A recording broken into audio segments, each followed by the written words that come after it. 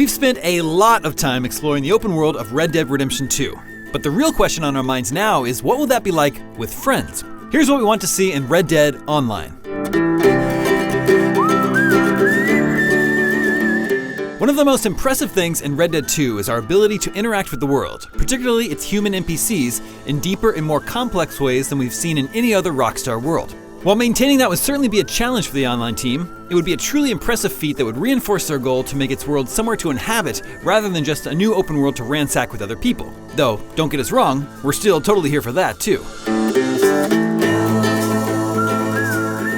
We know the development team is focusing the ideas of role-playing and morality.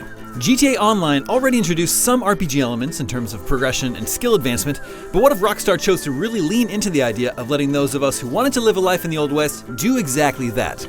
We know that we'll have our own camps, but what about houses? Farmland? Much like owning a business and apartment in GTA Online, could we potentially live out the life of a shopkeeper or barman or rancher, defending our homestead from ne'er-do-well players? Or maybe we can join up with a group of NPCs, like joining the Brotherhood in Fallout. There is a large enough cast of characters to choose from that would be cool to join up with: a Railroad Tycoon's Goon Squad, a rival gang to Dutch's, or maybe the Pinkertons or US Marshals. Signing up with specific factions could also be an interesting way to explore that morality aspect a bit more.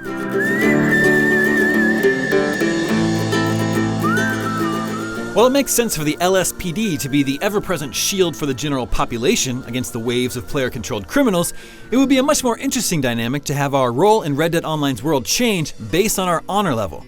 For instance, if you play honorably, you have to hunt down players who are living the outlaw life, or maybe set up jailbreaks if you've chosen to play Black Hat. The potential to have real, tangible repercussions for our actions in-game, beyond just the police are coming to murder you, is fascinating, especially in a world where everyone is usually inclined to behave dishonorably. We know that Rockstar feels that GTA Online didn't really find its feet until the Heists update, and we've seen them take more steps towards narratively linking their missions after each update, with updates like the Doomsday Heist being especially focused on story. It'd be interesting to see more long-form narrative missions like this. Not necessarily making every single mission feed into this big, huge quest line, although that would be awesome, but at least a few quests that can naturally connect instead of a ton of independent missions. It's also a good way to flesh out more of the supporting characters that we met throughout the single-player campaign, especially if the events of Red Dead Online take place before the single player, like they did in GTA Online and Grand Theft Auto 5. As much as we'll surely invest in our own story though, it's not a bad idea to force us to play together once in a while.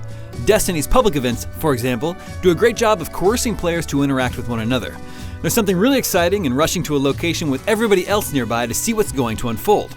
We saw something like this in GTA Online's business battles, in the original Red Dead's multiplayer gang hideouts, and it would be great to see in Red Dead Online, especially if it pitted players against one another or forced us to forge new, if temporary, alliances. Mostly though, we just really want to be able to lasso our friends and drag them around on horseback. But what about you?